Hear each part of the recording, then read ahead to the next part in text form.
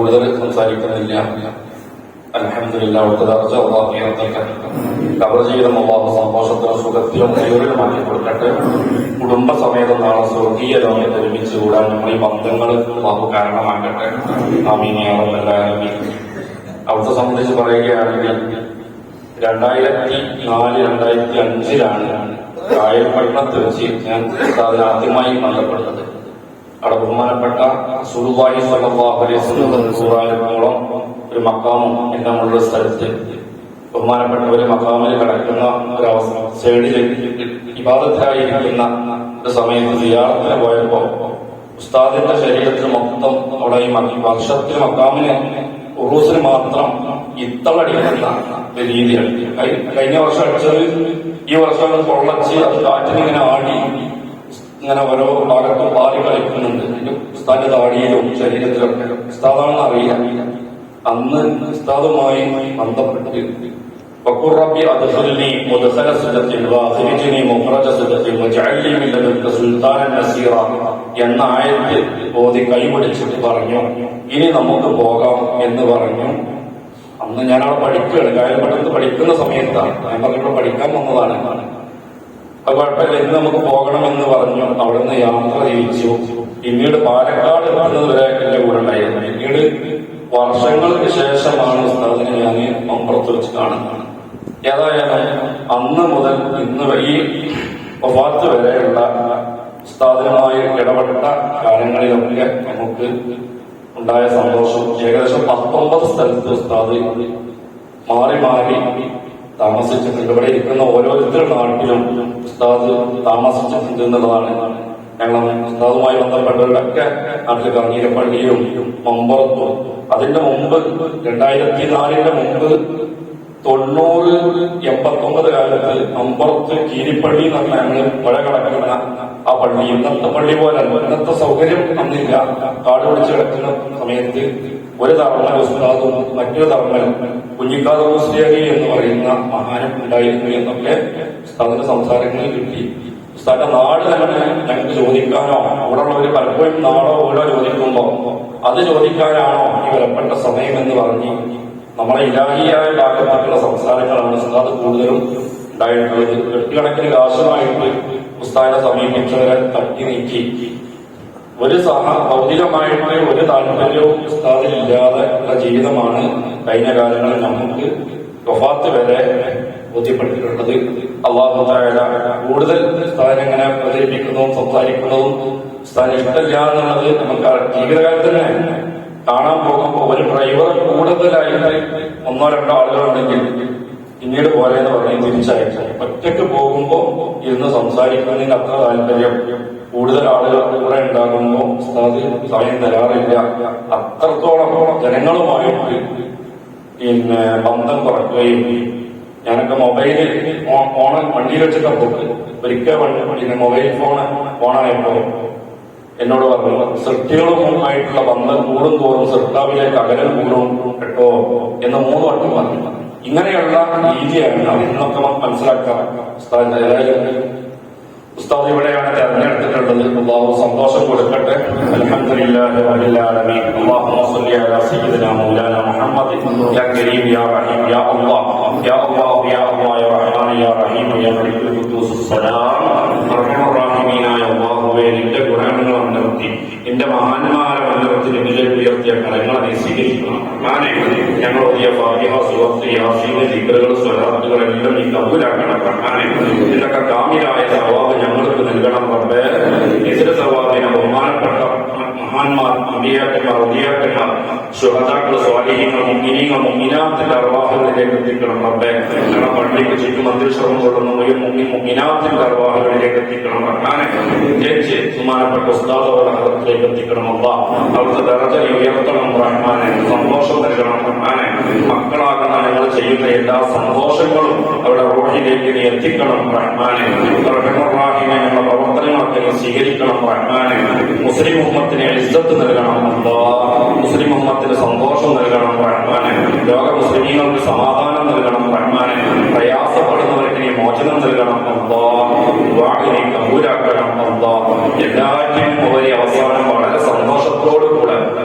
ഒന്നില്ലെങ്കിൽ ഇവിടെ പറയാൻ സ്വാധീനങ്ങളോട് കൂടെ കുടുംബസമേതം സ്വർഗീയ ലോകത്ത് ഒരുമിച്ച് കൂടാൻ ഞങ്ങളെ ബന്ധങ്ങളും പ്രവർത്തനങ്ങളും ഹിദ്മത്തുകളും കാരണമാക്കണം. اللهم اجعلنا من الصالحين آمين برحمتك يا أرحم الراحمين.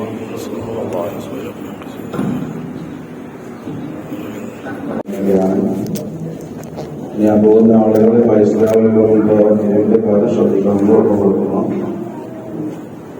കഴിഞ്ഞ ചൊവ്വാഴ്ച നമ്മുടെ മഹലിൽ നമ്മുടെ മുഖപ്പുറയിൽ ബഹുമാനപ്പെട്ട ഉസ്താദന്മാർക്ക് ചെയ്യപ്പെടുകയാണ്. അവരുടെ കമ്മിറ്റി ഭാരവാഹികൾക്കും ബന്ധപ്പെട്ട പല ആളുകൾക്കും മുമ്പരെ പറ്റി കുറച്ചൊക്കെ മനസ്സിലാക്കി മഹലിൽ ചേർന്നതൊക്കെ ഉണ്ടാവും. ഇന്ന് അൽഹംദുലില്ലാ അദ്ദേഹത്തിന്റെ ശിഷ്യന്മാരായ ദൈവമായി ഇടപഴകി ജീവിച്ച ഒരു മഹാന്മാരായ ഉസ്താദന്മാരും മറ്റു സഹോദരന്മാരെ കൂടെ വന്നിട്ടുണ്ട്. നമ്മളാർക്കും അദ്ദേഹത്തെ പറ്റി വേണ്ടപോലെ മനസ്സിലാക്കാനുള്ള അവസരം ലഭ്യമായിട്ടില്ല. നമ്മുടെ മഹലില് 2017 ഇതേപോലെ വെള്ളിയാഴ്ച ബഹുമാനപ്പെട്ട ആര്യാജിയുടെ കേരളത്തിലായതുകൊണ്ട് ബഹുമാനപ്പെട്ടവരോട് വരികയും ബഹുമാനപ്പെട്ട അബ്ദുസമദ് ഫൈസി ആളുകളുമായി ബന്ധപ്പെട്ടിട്ടാണ് ഉസ്താദുമായി പരിചയപ്പെട്ടത്. അങ്ങനെ വന്ന് നമ്മുടെ മഹലിൽ ചേർന്ന ഉസ്താദാണെന്ന് പറഞ്ഞ് നമ്മുടെ ഈ റൂമിൽ കൊണ്ടുവന്നിരുത്തി പുറത്തുനിന്ന് ഞാൻ ഉസ്താദിനോട് പറഞ്ഞു, ഉസ്താദെ നിങ്ങളെ പറ്റി എനിക്ക് മനസ്സിലാക്കിയാണ് പറഞ്ഞു.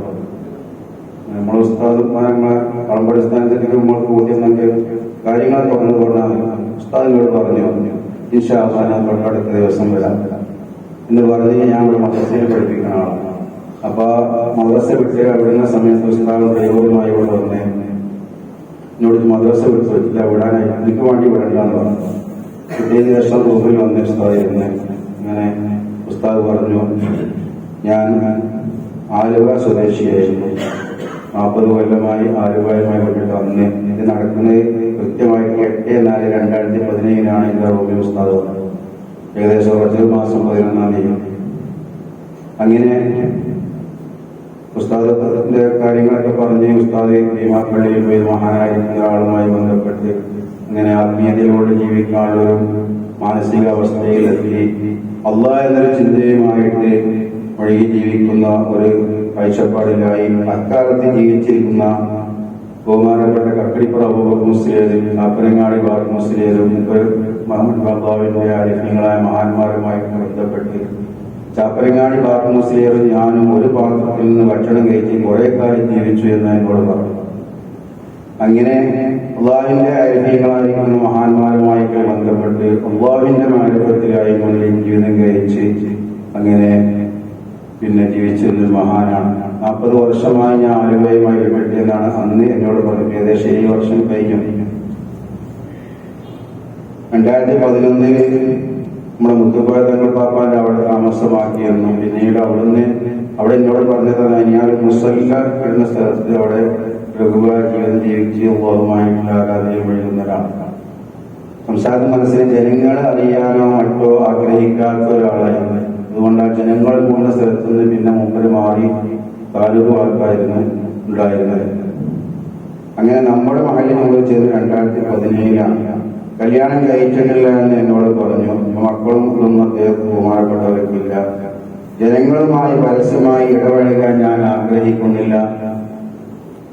ഞാനൊരു മുട്ടുസൂചിയുടെ ഉടമ പോലുമല്ല. ഞാൻ അതിന് ആഗ്രഹിക്കുന്നുമില്ല എന്ന് ഉസ്താദിനോട് നേരിൽ പറഞ്ഞ അൽഫാദുകളാണ് ഞാൻ കേൾക്കുന്നത്. അപ്പൊ നമുക്ക് കാര്യങ്ങൾ മനസ്സിലാക്കാം. ഇതൊരു ജാടയിലൂടെ ഒരാൾ ജീവിച്ച് ഇന്ന് പല തട്ടിപ്പ് സംഘങ്ങളൊക്കെ ഉണ്ടാവും. നമ്മുടെ നാട്ടിൽ പല ആൾക്കാരും അങ്ങനെ ചിലപ്പോൾ മനസ്സിലാക്കുന്നവർ. അങ്ങനെ ഞാൻ മനസ്സിലാക്കുന്നത് നമ്മുടെ മഹലിന് ഏറ്റവും വലിയൊരു നേട്ടമാണ്. ഭൗതികമായിട്ട് പറയുകയാണെങ്കിൽ നമ്മുടെ മഹലിൽ പുതിയതായിട്ട് ഒരാളെ ചേർത്ത് കഴിഞ്ഞാൽ ചേർക്കുന്ന സമയത്ത് മറ്റൊരു മഹലിന്റെ പേരാണ് ഇപ്പോ ഞാൻ മനസ്സിലാക്കിയ 10,000 രൂപയുടെ സംഭാവന അല്ലെ, അതോ എടുക്കണില്ലേ കിട്ടിയവർ ചേർന്ന് ഉസ്താദ് 10,000 ഇരട്ടി ഇവിടെ സംഭാവനയായി നൽകുകയും കൃത്യമായിട്ട് മാസപരിസംഖ്യ നമ്മൾ എല്ലാവരും കൊടുക്കുന്ന ഇരട്ടിയായി 7 വർഷം നൽകുകയും ചെയ്തു. ഇന്ന് നമ്മളെ പള്ളിപ്പറമ്പിന്റെ കിഴക്ക് ഭാഗത്ത് ഒരു ചെറിയൊരു കബറിൽ ബഹുമാനപ്പെട്ട അന്ത്യശ്രമം കൊള്ളുകയാണ്. അള്ളാഹു ദറജകൾ ഉയർത്തി കൊടുക്കുമാറാവട്ടെ. അവരെ കൊണ്ട് നമുക്ക് രണ്ട് ലോകത്തും അള്ളാഹു ഉപകരിക്കുമാറാവട്ടെ. നമ്മുടെ മഹലിലാണ് പുതുതായിട്ട് മഹലിൽ ചേർന്ന് തന്നാൽ അയാൾക്ക് മക്കളും പേരക്കുട്ടികളുമായി കണ്ട് എട്ടുപത്താളുടെ അക്കരി ആളുകളെ കബറി നമ്മളോട് ഒരുക്കണം. നമ്മൾക്ക് സാമ്പത്തികമായിട്ടാണ് ഈ സംഭാവന വന്നത്. ഇതിപ്പോൾ ഒരു പരിമിതമായിരിക്കുന്ന ഒരു കബർസ്ഥാനം കൂടിയാണ്. അദ്ദേഹം എന്നോട് അന്ന് ബഹുമാനപ്പെട്ടതിനോട് പറഞ്ഞു, എനിക്ക് കൊണ്ടോട്ടിയിലും വെന്നിയൂരൊക്കെ പരിചയക്കാരുടെ കൊണ്ടോട്ടിയിലുള്ള പല ആളുകളും എനിക്ക് എന്തും ചെയ്യാൻ വേണ്ടി തയ്യാറുള്ള ആളുകൾ എനിക്കുണ്ട്. എന്നാലും അള്ളാഹിനെ പറ്റി മനസ്സിലാക്കിയപ്പോൾ അദ്ദേഹത്തിന്റെ ഡ്രൈവറൊക്കെ മരിക്കുന്നതിന് കുറച്ച് മുമ്പുള്ള സംസാരങ്ങളും മറ്റൊക്കെ ബഹുമാനപ്പെട്ടത് തോന്നിയതാണ് ഈ മഹലിൽ വന്ന് കിടക്കണമെന്ന്. ഞാൻ മനസ്സിലാക്കിയത് അൽഹംദുലില്ലാഹ് ഈ കബറാളികൾക്കൊക്കെ ഒരു മഹത്വം ലഭ്യമാവുകയാണ്. അള്ളാഹു എല്ലാവരെയും അനുഗ്രഹിക്കുമാറാവട്ടെ.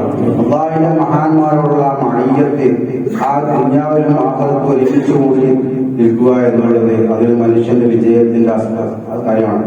ഇവിടുള്ള ആളുകളൊക്കെ ഒരു ഫാത്തിഹയൊക്കെ എപ്പോഴും ഓതാൻ മറക്കണ്ട. ഇതൊരു ജാടകളുടെ ഉസ്താദല്ല, അത് നിങ്ങൾ മനസ്സിലാക്കുക. അങ്ങനെയാണെങ്കിൽ എത്രയോ സാമ്പത്തികമായിട്ട് മുമ്പിലേക്ക് കൂടെ നേടിയെടുക്കാൻ സാധിച്ചിരുന്നു. അതൊന്നുമില്ല. അതാ ബഹുമാനപ്പെട്ട ഒരാളോട് പറഞ്ഞ വാക്കുകളെ വിഷയാവസ്ഥയൊന്നുമില്ല. മഹാനായിരിക്കുന്ന യൂസുഫ് അലൈഹി സ്വലാത്തു വസ്സലാമിന്റെ പ്രാർത്ഥന സൂറത്ത് യൂസുഫിനെ നമ്മൾ വെക്കുക. ربي قد آتيتني من الملك وعلمتني من تأويل الأحاديث فاطر السماوات والأرض أنت ولي في الدنيا والآخرة توفني مسلما وألحقني بالصالحين. വിസറിലെ ഭരണം നൽകി, സ്വപ്ന വ്യാഖ്യാനം നൽകി, എന്തൊക്കെയാണ് എല്ലാ ഔന്നത്യങ്ങളൊക്കെ യൂസുഫ് അലൈഹി സ്വലാമിനെ കിട്ടിയിട്ട് ബഹുമാനപ്പെട്ടത് പറഞ്ഞത് തവഫനി മുസ്ലിമൻ വഅൽഹിഖ്നി ബിസ്സാലിഹീൻ. സജ്ജനങ്ങളോടൊപ്പം എന്നെ ചേർക്കണേ. അവ സജ്ജനങ്ങളോടുള്ള മഴയത്തുണ്ടാവുക എന്ന് പറയുന്നത് അതിന് ബഹുമാനപ്പെട്ട ഉസ്താദ് ഇതൊക്കെ ഒരു നിമിത്തമാണ് എന്ന് മനസ്സിലാക്കുക. ഓർക്കാപ്പുറത്ത് ലഭ്യമാവുന്ന നേട്ടമാണ്. ഒരുപാട് മുഅ്മിനീങ്ങളുടെ അന്ത്യശ്രമം കൊടുക്കും. ആരെ കൊണ്ടാണ് രക്ഷപ്പെടുന്നത്? നമ്മളെ അമലുണ്ടെന്ന് നമ്മൾ രക്ഷപ്പെടില്ല എന്ന് മനസ്സിലാക്കുക. അതുകൊണ്ട് അത്രയും വലിയ നേട്ടമാണ് നമ്മുടെ ഈ മഹലിൽ വന്ന് ലഭ്യമായിട്ടുള്ളത്. അല്ലാഹു സുബ്ഹാനഹു വ തആല ബഹുമാനപ്പെട്ട ദറജകൾ അവരുടെ ഉയർത്തി കൊടുക്കുമാറാവട്ടെ. ഞാൻ നീട്ടൊന്നും പറയുന്നില്ല. ബഹുമാനപ്പെട്ട ഉസ്താദ്മാരും മറ്റൊക്കെ ഇവിടെ ഉണ്ട്.